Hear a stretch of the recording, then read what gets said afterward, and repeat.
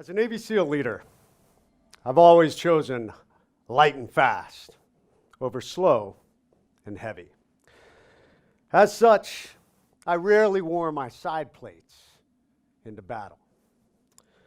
But on this one mission to neutralize a high-value Al-Qaeda leader in 2007, I had a little voice in my head say, "Wear your side plates."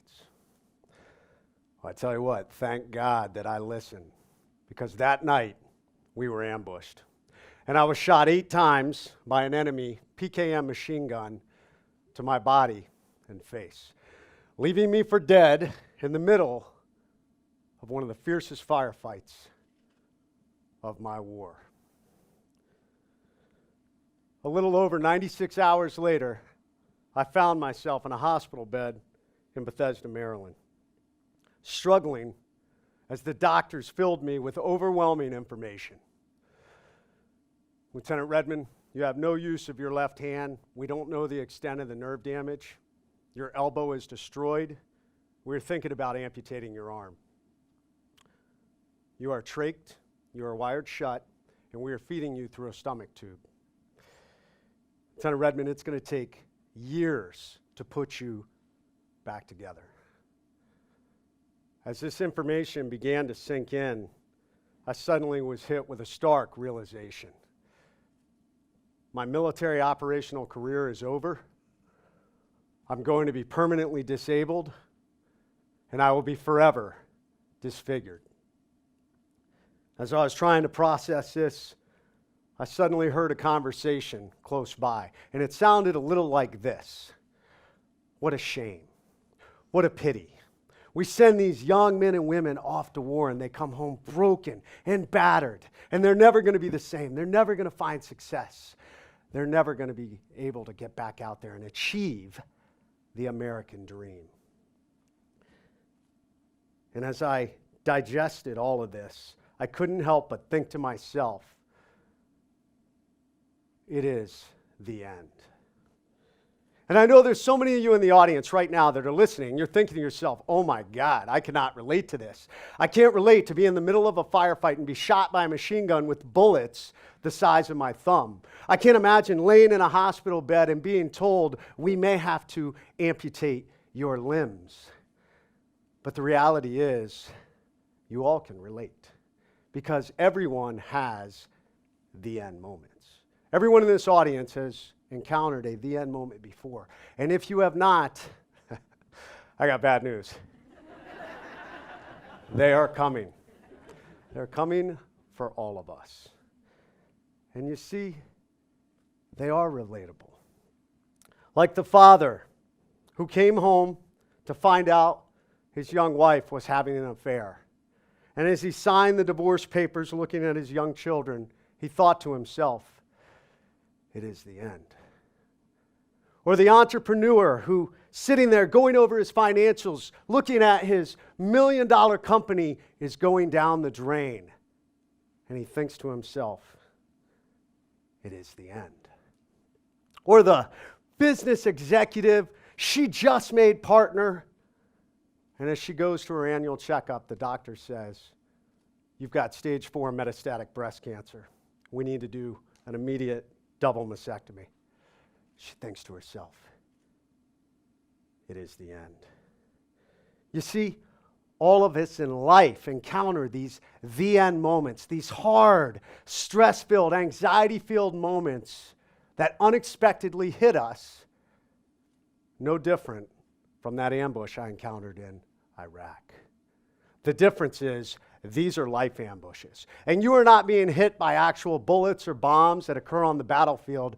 You are being hit by the bombs and bullets of life. And the thing is that's common for all of us, when these ambushes occur, we all get stuck on a central point. In special operations lingo, we call it the X. And the X is that central point of attack. It is the point of incident. It's the point of the end moments. And for most of us, we focus on the pain. We focus on the misery. We focus on that stress. We focus on the past and what we've lost, instead of focusing on what really needs to happen which is what I was taught in my special operations career. When these life ambushes come, we must get off the X as quickly as possible. So how do we do that? As I lay in that hospital bed, digesting all these grim prognoses, the negativity, I realized in that moment I had a choice. I had a choice in how I would deal with this. I could lay there on the X and feel sorry for myself. I could listen to the negativity, or I could figure out how to drive forward. And in that moment, I decided I would not be the victim that some wanted to put me into that box. Instead, I was going to step up. I was going to look at how to go forward. And when my wife came back into the room, I said, "Give me my pen." And I wrote out this sign. Attention to all who enter here. If you're coming in this room with sadness or sorrow, don't bother. The wounds I received, I got in a job that I love, doing it for people that I love, defending the freedom of a country I deeply love. I'll make a full recovery. What is full? That is the absolute utmost physically I have the ability to recover.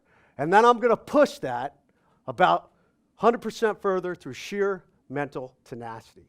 This room you're about to enter is a room of fun, optimism, and intense rapid regrowth. If you are not prepared for that, go elsewhere. And we signed it. We signed it, the management. You know, because we felt like, it needed this level of credibility or something. It is amazing the power of positivity over negativity. It is amazing what in the face of massive adversity, when we choose to drive forward, what it can do for us. Because most people are unwilling to do this. We're so focused on the pain and the misery and on what we lost, we focus on the end. And we get stuck on the X. Failing to realize one of the greatest gifts you have when life ambushes come, that it can become a new beginning. Some of the hardest moments in your life will become some of the greatest opportunities. You will be reborn like a phoenix from the ashes. And as I wrote that sign out and we hung it, I thought to myself, okay, you've set the benchmark. You've said where you're going to go. How do we go? And it comes down to two key principles I had learned in my special operations career. The first one is you have to be willing to overcome. You have to build this relentless overcome mindset. Because you see, life ambushes are coming for all of us. Life is unfair. It doesn't go according to plan. But if you already have it in your mind that no matter what obstacles or adversity I come up against, I'm going to overcome, you're already well on your way. And number two, when we get on the X, we've got to think about how we move quickly off of it. And I had learned the same thing that my teammates and I managed to do that night to come home from Iraq. I learned to get off the X, you have to react. And you see, react is an acronym for what we do with massively hard situations, these life ambushes, these the end moments. And the first step is you've got to recognize your reality. And you see, this is really one of the hardest things, because when life ambushes come, when the end moments come, for many of us, the very first step is we're in denial. We don't want to admit it. We want to push it away. Like an ostrich sticking our heads in the sand, we just hope and pray it'll go away on its own. Yeah, I got bad news. That doesn't work. Like when I was laying there in that firefight, at one point I was thinking to myself, I'd really like to call a timeout right now. Life does not work this way, and I've got to tell you, you will never get off the X until you come to grips with the reality, until you acknowledge and articulate there is a problem. Houston, we've got a problem.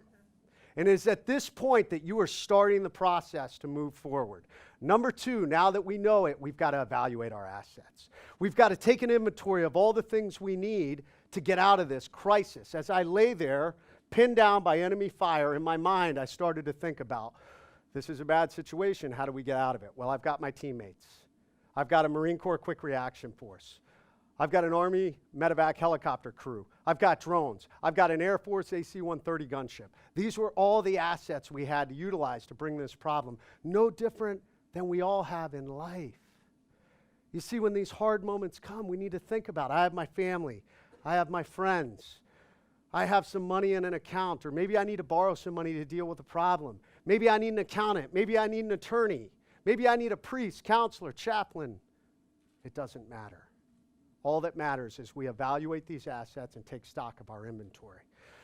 The next one, we've got to assess the possible options and outcomes. And when we look at this, oftentimes when people make it to this step, there's this sudden sense of urgency. Like, oh my God, I'm in a crisis and I need to move right now. And so often we tend to put ourselves in a worse situation because we did not think through the steps. So this is where it's critical to take inventory, to look at our options, and look at the outcome. And one of the hardest parts of this step is oftentimes when we're in a crisis, there is no good option and outcome. It is choosing the best of the bad decisions. And so often, so many of us don't want to do what needs to be done, which is the short-term pain for the long-term gain. It took me 12 years to get to where I am now, and I followed this process. Number 4, you've got to choose a direction and communicate. And this is absolutely critical, because one of the things is when you have a life ambush and you're on the X, you are never on the X alone. Your family gets pulled onto the X with you. Your kids get pulled onto the X with you. Your spouse is on the X with you. If it is a business ambush, your employees, your colleagues, your partners, they're all on the X with you. And guess what? In that misery, agonizing, stress-filled, the end moment, they feel it too. And this is where you have to step up and provide something that is one of the quintessential pieces of the overcome mindset. When you say, this is where we're going, and this is how we're going to do it, you give people hope. Hope is a powerful ally. And the last one, most important, you have to take action. You have to execute. I've watched so many businesses, individuals that have gone through trauma that go through this process and they get into this infinite loop where they continue to go back and forth through this process without ever taking action because they are waiting for the perfect moment. They're waiting for a lull and gunfire. They're waiting for their next paycheck. They're waiting to close this deal because it's going to be the tipping point to allow us to get out of this crisis.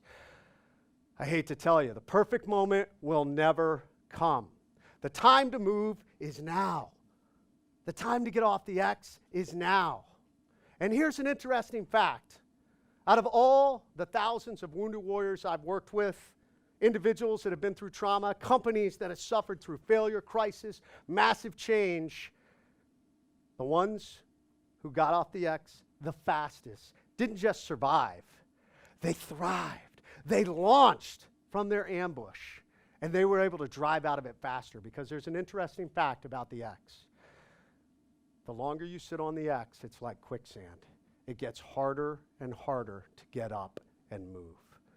This is why this process is so critical.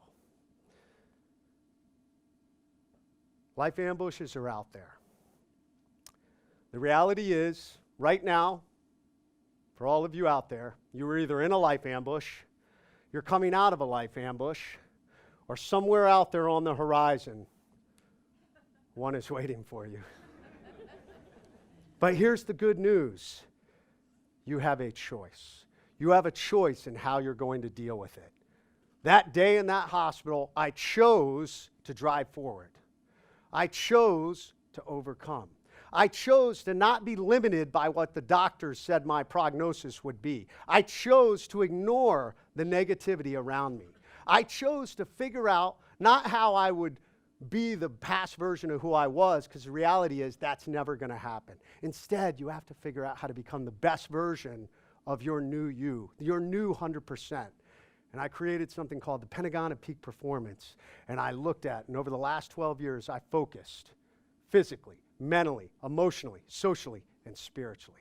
And it brought me to this spot right here. So the good news is, when these life ambushes come for you, you have a choice. Choose to be positive. Choose to put your own sign on the door. And choose to get off the X and overcome. Thank you.